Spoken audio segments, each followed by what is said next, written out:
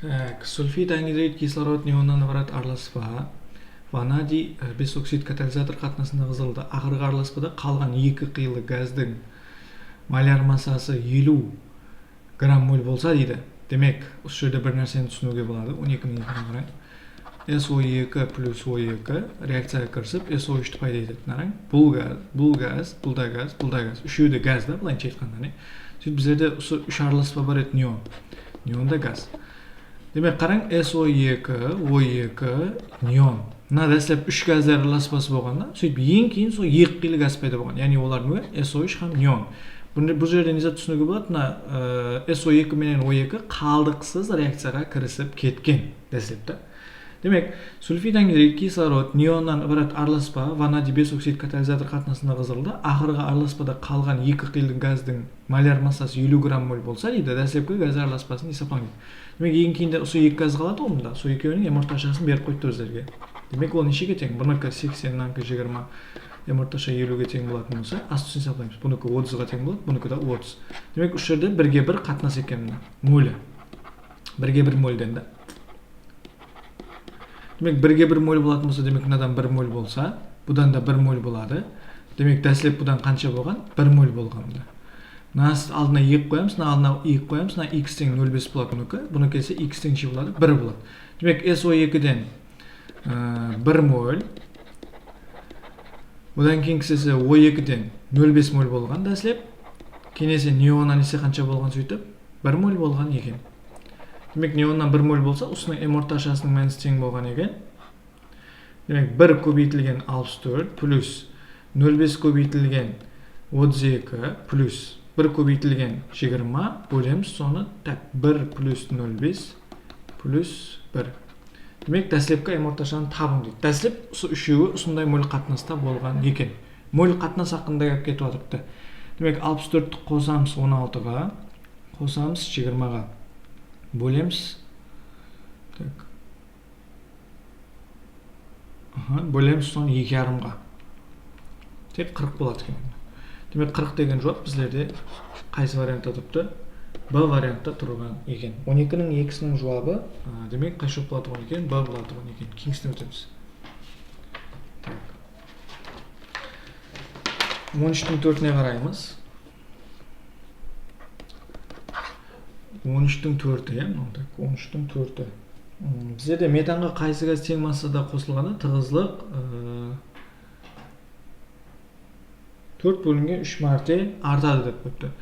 Демек, қараң, дәсілеп тек метан бар еді, біздерде метан. Һәм соның эм орташасының мәнісі 16-ға тең еді. Сол біздерде кейін да, енді қана, кейін эм орташа не қылған? 16-дан артқан. Нешеге? 4 бөлінген 3-ге артқан. Демек, 4 бөлінген 3 мәрте артқан болса, 16-дан 4 бөлінген 3-ге артатын болса, эм орташа кейін да 16-ны көбейтеміз 4 бөлінген 3-ге тең. Так, 16-ны 4-ге көбейтіп 3-ге бөлсек, бүтін сан шықпайды, бірақ сонда жаза береміз. 21-де 3 болады. Кейінгі эм орташа 21-де 3-ге тең болады екен. Демек, қайсы газ тең массада алынса дейді. Енді қараң, бізде сондай сан алайық метаннан. Ол 16 деген санға бөлінсін. Себебі метанның емер 16-ға тең ғой. Ол 16 грамм деген сан алдық. Екіншісі, қандай да бір x газдың несін нешеде боламыз біздер сонда оны? X деп боламыз да. X. X емес 16 грамм деп бола береміз деген. Себебі масса, екеуінің массасы тең қатынаста алынса деп атыпты, 16 грамм болды. Енді мольдерін есептейміз метандікі. Метанның молі тең болады, 16-ны бөлеміз 16-ға тең 1 моль болады.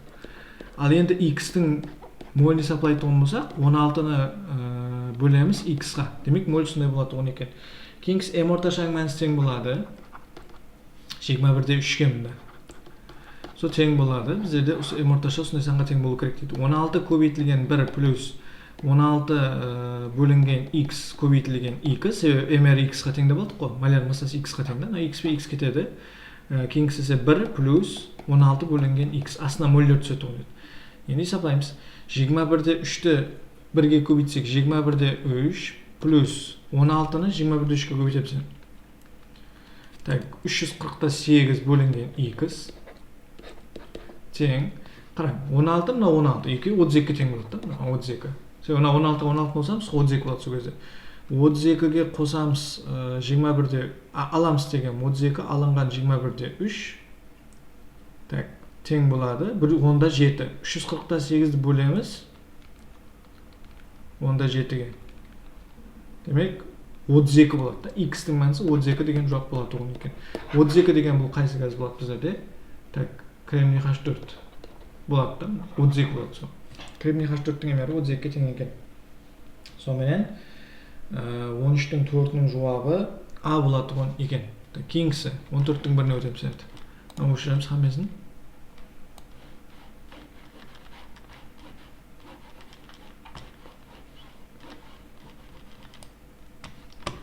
14-тің бірі. 14-тің бірінде неон һәм сульфид ангидрид араласпасы мол муқдардағы сілті ерітпесінен өткізілгенде араласпаның көлемі 9-да 6 литр, тығыздылық 2-де 76 мәрте кемейген болса. Енді қараң, дәсілеп біздерде не бар? Неон менен сульфид ангидрид бар.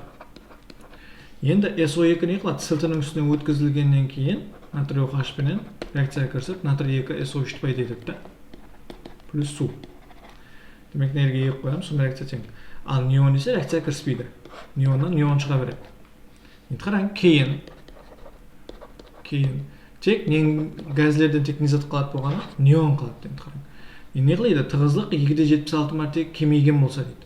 Қараң, мына екеуінің м орташасын табуымыз керек та. Бұл екеуінің м орташасы не қылған? Кемейген 2-де 76-ға, сөйтіп нәтижеде ең кейін неон болып қалған. Ең кейінгі мына неонның м орташасы нешеге тең болады? 20-ға тең болады. Себебі м орташа не затқа қарап айтылады? М орташа менен мольдің екеуінің несі қатынасыларының есебінен келіп шығатығын санайды ғой м орташа. Демек кейін м орташа нешеге тең болып қалған? 20-ға тең болып қалған. Дәсілеп м орташа нешеге тең болған? Соны есептаймыз енді қараң. Дәсілеп м орташа 20-ны көбейтеміз 2-де 76-ға тең болады 55-те 2. 55-те 2-ге тең болған. Сонда дәсілеп не ақпет 55-те 2-ге тең болған екен да? 55-те 2. Енді дәсілепке араласпа көлемін литрде табың дейді. Енді қараң, неон бар біздерде. Нерден бөлеміз? Неон. Кейін SO2 бар. Так, неондікі 20-ға тең деп айтамыз, SO2 несі 64-ке. SO2-нің м орташасы 55-те 2-ге тең екен білдік қой мұнда. Көрдіңіз ғой?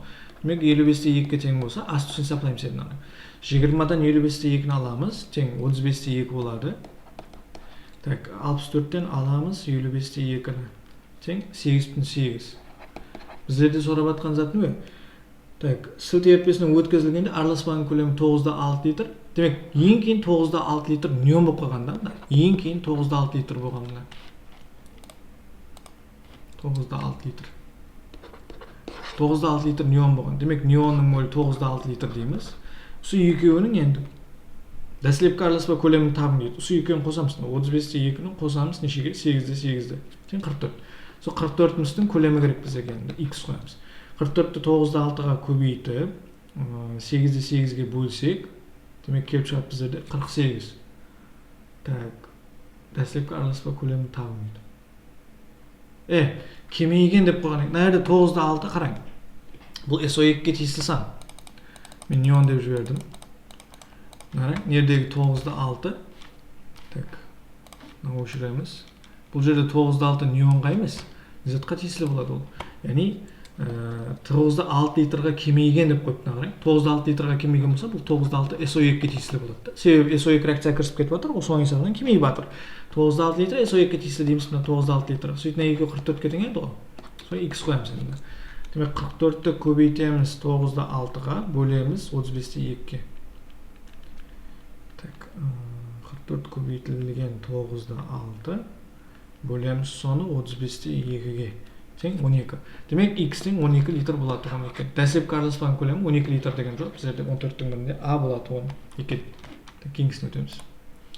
15-тің 4-і. Екі бір қилы құрамлы газлер бар.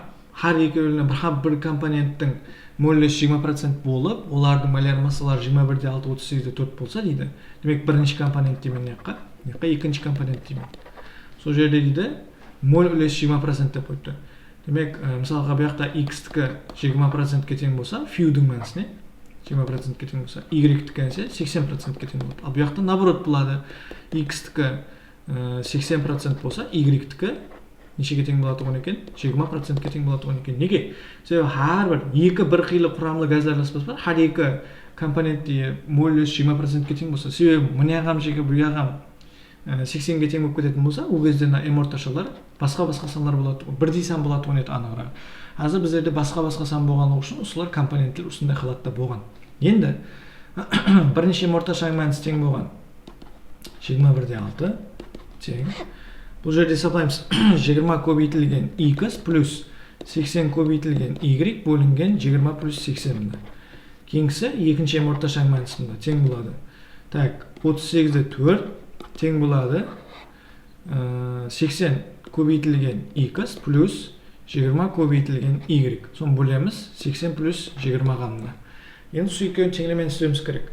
Яғни қандай ол? Бұяғы 100 болады. Так, нерге бөліп алайын деп.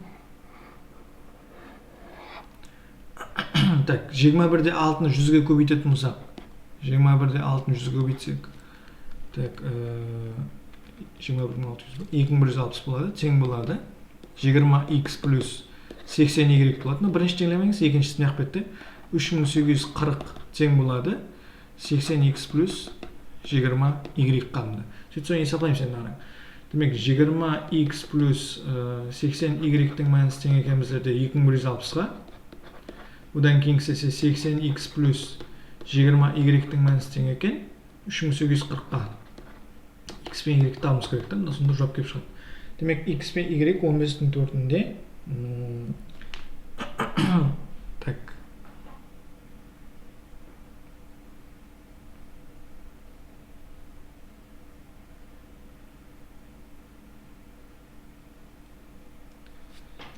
X-тің мәнісі 16. Так, X-тің мәнісі наоборот неше болады? X-тің мәнісі 44 болады екен. X-тің мәнісі 44. Y-тің мәнісі 16 болады. Бұл құласы пропанға С3 H8, одан кейінгісі не болады оған екен? Метан болады екен, 16. Демек жауабы сол жауап болады оған екен. Теңлеме өзінен істейсіз құласы айтқандан ары. Математикалық теңлеме ғой. Сонымен жауабы қай жауап С болады оған екен.